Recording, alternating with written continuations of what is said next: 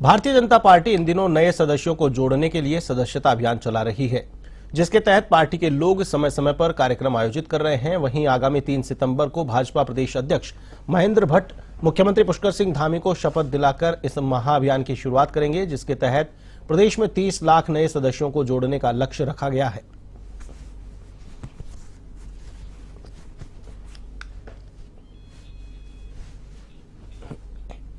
मसूरी में चल रहा मजदूर संघ का धरना समाप्त हो गया है, जिसके बाद मजदूर संघ के अध्यक्ष रणजीत प्रदीप भंडारी ने एसडीएम डॉक्टर दीपक सैनी पर जो आरोप लगाए थे उसको लेकर खेद व्यक्त किया है। उन्होंने कहा कि उनको जानकारी मिली कि एसडीएम द्वारा मसूरी के एक होटल में लोकसभा के चुनाव के समाप्त के बाद कर्मचारी और अधिकारियों का सम्मान किया गया, जिसके बाद उनको अपनी गलती का एहसास हुआ है, जिसको लेकर उन्होंने सार्वजनिक रूप से एसडीएम से खेद व्यक्त कर माफी मांगी है। वहीं मजदूर संघ के अध्यक्ष रणजीत चौहान और महामंत्री संजय टम्टा ने कहा कि उन्होंने एसडीएम पर किसी प्रकार का भ्रष्टाचार या अन्य आरोप नहीं लगाया था। उन्होंने कहा कि एसडीएम ने उनका हमेशा साथ दिया है और उनको विश्वास है कि उनकी मांगों को पूरा करने के लिए एसडीएम हर संभव कोशिश कर रहे हैं।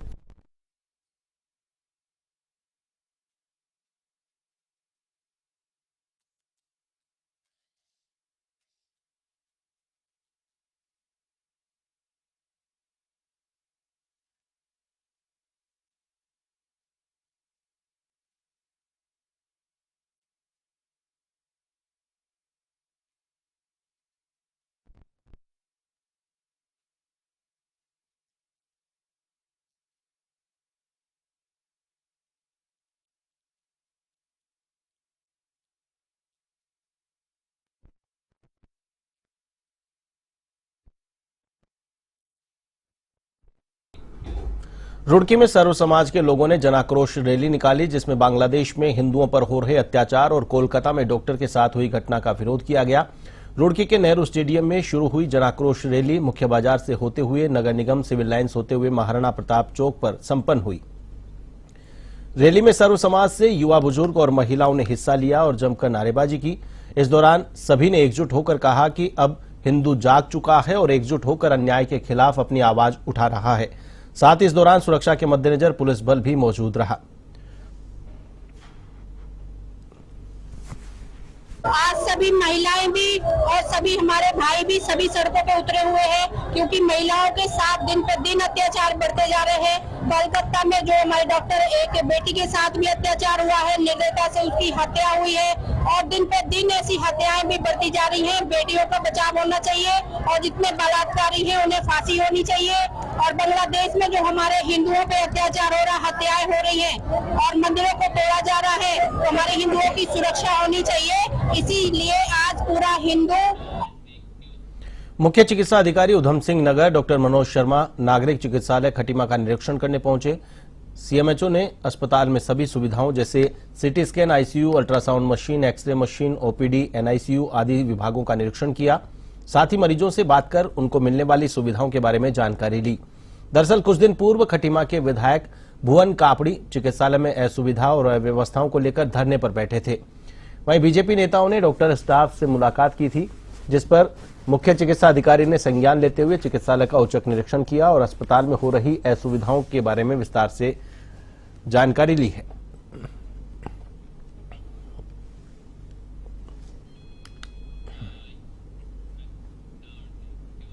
उत्तराखंड में हुए अब तक के सबसे बड़े फर्जी रजिस्ट्री घोटाले मामले में 5 राज्यों में ईडी की कार्रवाई जारी है। ईडी सभी जगह सर्च ऑपरेशन चला रही है। जांच एजेंसी दिल्ली, उत्तर प्रदेश, उत्तराखंड, असम, पंजाब के लुधियाना सहित 1.5 दर्जन लोकेशंस पर सर्च ऑपरेशन चला रही है। इस कार्रवाई में कई भूमाफिया, रजिस्ट्री कार्यालय में कार्यरत सरकारी कर्मचारी, अधिकारी, सरकारी वकील सहित कुछ बिल्डर के लोकेशन पर कार्रवाई की जा रही है। जुलाई 2022 में देहरादून फर्जी रजिस्ट्री घोटाला मामला सामने आया था। इस मामले में पुलिस 18 मुकदमे दर्ज कर चुकी है। वहीं 20 से ज्यादा आरोपी जेल में बंद हैं।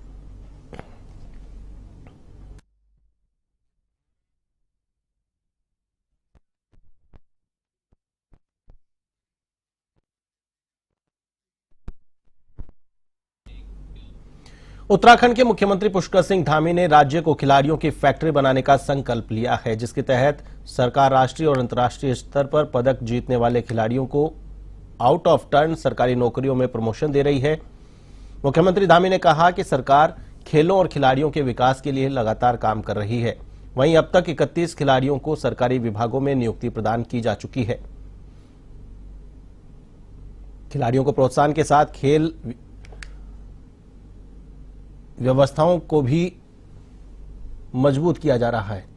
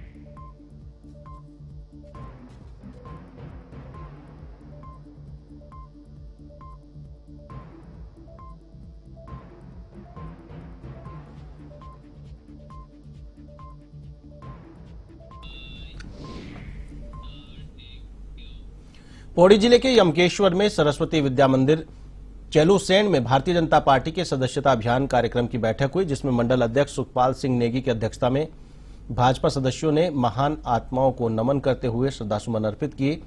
बैठक में अनिता गौड़ मंडल प्रभारी ने सभी सदस्यों से अभियान को सफल बनाने की अपील की। द्वारिकाल प्रमुख महेंद्र सिंह राणा ने अपने संबोधन में कहा कि प्रधानमंत्री नरेंद्र मोदी और मुख्यमंत्री धामी के नेतृत्व में भाजपा सरकार ने चहुमुखी विकास किया है। आज द्वारिकाल ब्लॉक के अंतर्गत द्वारिकाल मंडल की बैठक हुई। सदस्यता अभियान के प्रभारी हमारे मोहन सिंह नेगी जिला उपाध्यक्ष और जो हमारे द्वारिकाल ब्लॉक के प्रभारी थे, आज उन्होंने बैठक ली और भाजपा के समस्त कार्यकर्ताओं मंडल के कार्यकर्ता थे और सबको आज आह्वान किया गया कि घर घर जाकर हम लोग भाजपा के सदस्य बनाएंगे और 2 तारीख से जो ऑनलाइन सदस्यता अभियान उसको मजबूत।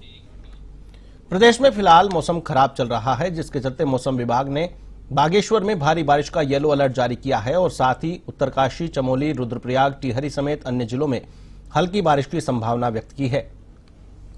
बारिश के चलते यमुनोत्री हाईवे जगह जगह मलबा और बोल्डर आने से बंद है, जिसके कारण श्रद्धालुओं को आवाजाही में परेशानी का सामना करना पड़ रहा है।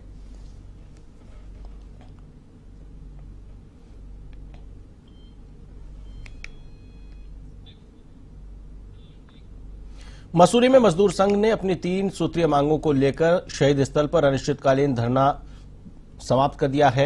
वहीं मसूरी शहीद स्थल पर एकत्रित हुए मजदूर संघ और पटरी व्यापारियों ने कहा कि स्थानीय प्रशासन और सरकार उनकी लगातार अनदेखी कर रही है, जिसकी वजह से वे परेशान हैं। उन्होंने आगे कहा कि कई बार प्रशासन ने उनको आश्वासन दिया, परंतु आज तक कोई सकारात्मक कार्रवाई नहीं हो पाई।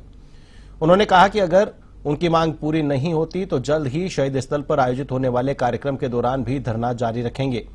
मुख्यमंत्री पुष्कर सिंह धामी से मुलाकात कर उनको अपनी मांगों को लेकर ज्ञापन देंगे।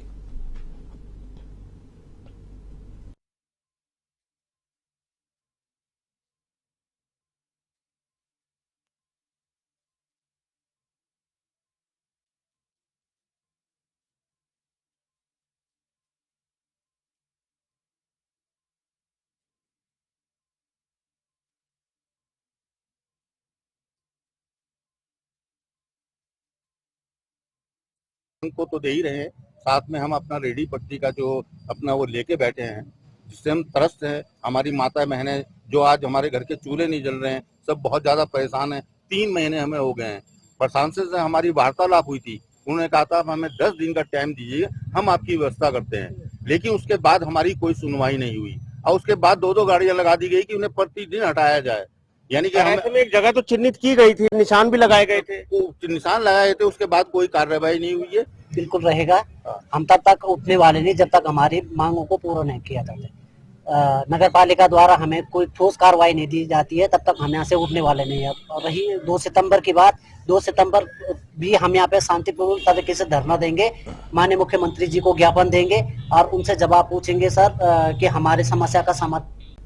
हल्द्वानी रेलवे की जमीन में अतिक्रमण से जुड़ी खबर सामने आ रही है, जिसको लेकर सुप्रीम कोर्ट के निर्देश पर इज्जतनगर मंडल सर्वे का काम शुरू करने जा रहा है। आपको बता दें कि हल्द्वानी वन भूलपुरा में रेलवे की जमीन पर अतिक्रमण कर 4000 से ज्यादा मकान बनाए गए हैं, जिन्हें तोड़ने का हाईकोर्ट ने 2022 दिसंबर में आदेश दिया था। सिटी मजिस्ट्रेट ने बताया कि रेलवे ने प्रशासन से सहयोग मांगा है, जिसमें विभिन्न विभागों की 6 अलग अलग टीमें बनाई गई हैं, जो चिन्हित की गई भूमि से संरचनाओं और भूमि का संपूर्ण सर्वे करने में सहयोग करेंगी।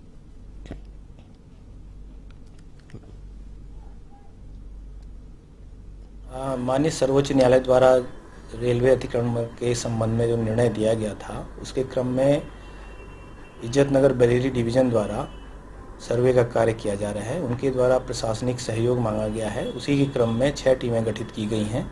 उन टीमों में राज्य सरकार के विभाग, विशेषकर राजस्व विभाग, नगर निगम, बाल विकास, फूड एंड सिविल सप्लाई, इनके प्रतिनिधियों को जोड़ते हुए सर्वे का कार्य में प्रशासन के द्वारा, राज्य सरकार के द्वारा सहयोग दिया जा रहा है। जिला मुख्यालय पौड़ी में ठेकेदारों ने प्रदेश सरकार के खिलाफ नारेबाजी कर प्रदर्शन किया। इस दौरान ठेकेदार संघ के पूर्व अध्यक्ष कुशाल सिंह नेगी ने कहा कि प्रदेश सरकार की नीतियों ने उत्तराखंड के निवासी ठेकेदारों के हक पर डाका डालने का काम किया है, जिसको लेकर ठेकेदारों में खासा आक्रोश है। उन्होंने प्रदेश सरकार पर ठेकेदारों की उपेक्षा करने का आरोप लगाया है। साथ ही उन्होंने कहा कि सरकार ठेकेदारों की मांगों को गंभीरता से नहीं ले रही है और अगर उनकी समस्याओं का जल्द समाधान नहीं हुआ तो जल्द ही तालाबंदी कर देशव्यापी आंदोलन शुरू किया जाएगा। साथ ही ठेकेदारों ने बड़े निर्माण कार्यों को छोटे छोटे कामों में परिवर्तित करने की मांग की है। हम अभी उत्तराखंड चीफ से मिले थे 15 तारीख को जुलाई में। उनसे सारी बातें हो गई थी और मेरे ख्याल से नए चीफ साहब हैं जिनकी बात हम समझ रहे हैं कि कह रहे हैं कि उत्तराखंड में सुचारू रूप से काम चल रहे हैं। तो हम इन चीफ साहब से ये कहना चाहते हैं कि 1 तारीख से सारी मशीनें भी बंद हो जाएंगी और छोटे ठेकेदार तो 1 महीने से निविदाएं नहीं खरीद रहे हैं कहीं भी। पूरे उत्तराखंड में ये हमारा आंदोलन चल रहा है और इसको हम आगे अगर सरकार नहीं मानती है तो इसको उग्र आंदोलन हम इसको करने जा रहे हैं। हमारा अभी ये एक अल्टीमेटम है कि सरकार के लिए कि हमारे जो भी हमारे जो मुद्दे हैं वो होते हैं, नहीं तो 1 तारीख से सारी जेसीबी बंद हो जाएगी, ऑफिस ताला बंद हो जाएगी। फिर 1 तारीख उनके संज्ञान में आ जाएगा कि जब मशीन उनकी बंद हो जाएगी, हम लोग मशीनें बंद हो जाएगी। बड़ी फर्म तो आ नहीं रही है मशीन चलाने के लिए, आपदा में हम ही लोग चला रहे हैं यहाँ मशीनें, तो वो तो 1 तारीख को अब ये तो हम लोगों को छोटे ठेकेदारों को दबाया जा रहा है इसमें बस। काशीपुर के थाना आईटीआई क्षेत्र में 2 दिन पहले नगर के आवास विकास कॉलोनी में एक युवक की संदिग्ध परिस्थितियों में मौत हो गई थी, जिसके बाद पुलिस ने कार्रवाई करते हुए हत्या का खुलासा करते हुए 2 आरोपियों को गिरफ्तार कर लिया है। आरोपियों से पूछताछ के बाद उन्होंने अपना जुर्म कबूल कर लिया है। पुलिस ने बताया कि मृतक उनका दोस्त था और तीनों साथ में स्मैक का नशा करते थे, जिसके चलते मृतक पर उनके कुछ पैसे उधार थे। कहासुनी के दौरान नशे में एक दोस्त ने दूसरे दोस्त को मौत के घाट उतार दिया।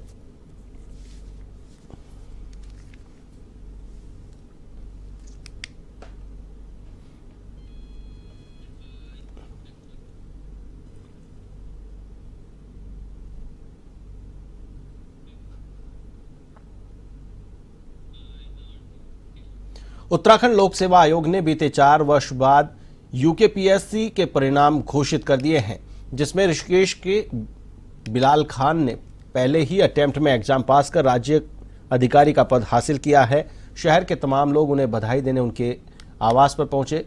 बिलाल ने बताया कि बहुत समय पूर्व उनके पिता का निधन हो गया था, जिसके बाद मां की कड़ी मेहनत और भाई की देखरेख का ही यह प्रमाण है कि आज वह परीक्षा को क्रैक कर पाए। युवाओं को संदेश देते हुए उन्होंने कहा कि किसी भी सफलता को पाने के लिए पेशेंस का होना अत्यंत जरूरी है।